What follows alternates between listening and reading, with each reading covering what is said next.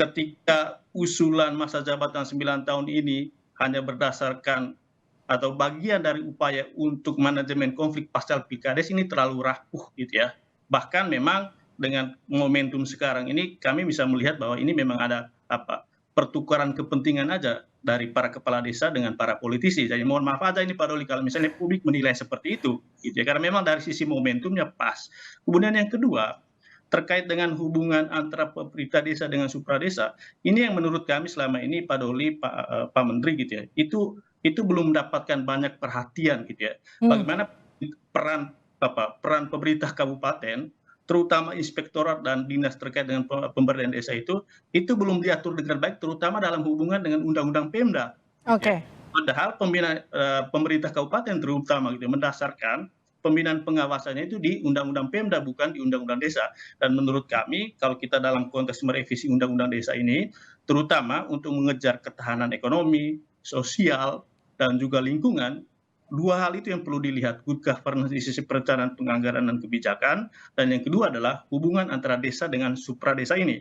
Kemudian yang terakhir, kalau kita bicara merevisi, kami merekomendasikan kalau kita mau berpikir lebih tenang dan bebas dari kepentingan politik atau yang transaksional tadi itu bisa dilakukan setelah tahun 2025 ini Pak Menteri. Ya. Pak Menteri silakan ditanggapi Pak Menteri, harusnya dilakukan setelah 2024 lah paling nggak ya? Ya, jadi ini kan masih dinamis memang, masih sangat dinamis. Kita juga sedang melakukan pendalaman atas tadi saya sampaikan atas berbagai hal yang seharusnya disesuaikan dengan kondisi objektif. Betul disampaikan Mas Arman tadi, percepatan pembangunan di desa luar biasa. 2024 seharusnya target capaian desa mandiri itu 5.000. Tapi 2022 ini sudah mencapai 6.300. Itu artinya ada percepatan yang memang luar biasa. Kemudian dari BPS kemarin kondisi COVID pun di desa secara rata-rata itu justru dari kemiskinannya mengalami penurunan meskipun 0,3. Juga di bidang kesenjangan, gini rasionya juga mengalami penurunan dibanding perkotaan. Meskipun jumlah warga miskin, prosentase kemiskinan di desa memang lebih tinggi daripada kemiskinan di kota. Karena memang penduduk Indonesia itu yang berdomisili di desa itu 74%. Kewilayahan di bawah pemerintahan desa itu sampai 91%.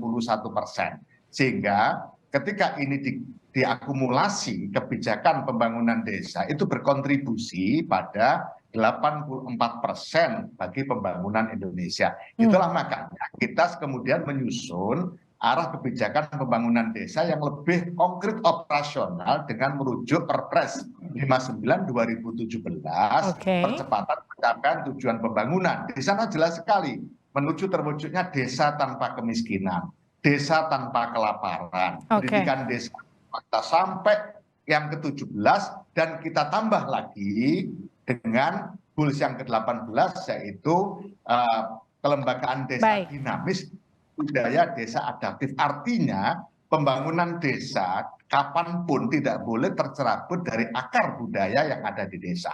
Itu yang kemudian sekarang terus kita konsolidasi agar seluruh warga masyarakat dan utamanya perangkat desa, pemerintah desa mengkonsolidasi jelas APBDes-nya itu jelas. Ini APBDes tahun ini dibawa kemana. Berikutnya yang juga perlu saya tekankan bahwa transparansi di dalam pemerintahan yang di level kita itu amat sangat transparan. Mulai dari rencana kerja pembangunan desa, penyusunan APBDes, tidak hanya melibatkan BPD. Kalau di kabupaten kan hanya melibatkan DPRD dan eksekutif. Kalau di desa melibatkan warga miskin, kelompok marginal, Pak Menteri. tokoh dan seterusnya. Kemudian setelah APBD selesai, masih di tempat-tempat strategis sehingga seluruh warga masyarakat bisa melihat kondisi konstruksi APBDes dalam setiap tahun anggaran. Baik Pak Menteri, izin saya potong. Saya ke Pak Doli, singkat saja Pak Doli. Jadi ketika kajian yang dilakukan DPR itu sudah selesai dan kemudian hasilnya adalah perpanjangan masa jabatan kepala desa, bagaimana memisahkan ini yang sekarang jadi asumsinya sebagai alat transaksi politik? Singkat saja.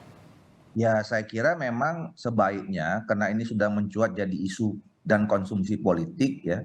Semua orang sudah mulai ikut nimbrung ya. Sekarang ada undangan di di Asosiasi Kepala Desa di Jawa Timur itu mengundang salah seorang sekjen partai politik untuk mendiskusikan soal kemungkinan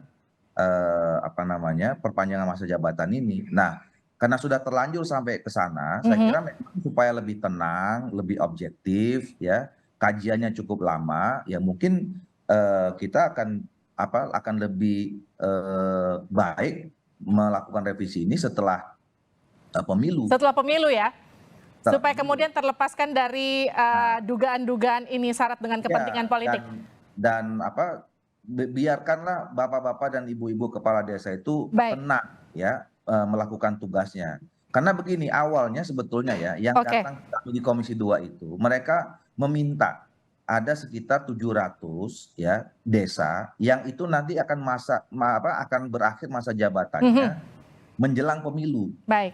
Nah, itu akan diperpanjang. Mereka ingin supaya ini ada kebijakan dari pemerintah supaya tahun politik ini juga tidak mengganggu kinerja pemerintahan di desa. Nah, awalnya itu sebenarnya. Nah, saya nggak tahu tiba-tiba kok kemudian bergeser hanya ke masalah masa jabatan 9 tahun. Oke, terima kasih Menteri Desa PDTT Halim Iskandar. Terima kasih Pak Menteri, terima kasih juga Ketua Komisi 2 DPR Ahmad Doli Kurnia. Terima kasih juga Direktur Eksekutif Komite Pemantauan Pelaksana Otonomi Daerah atau KPPOD Arman Suparman telah bergabung bersama kami di Sapa Indonesia Malam.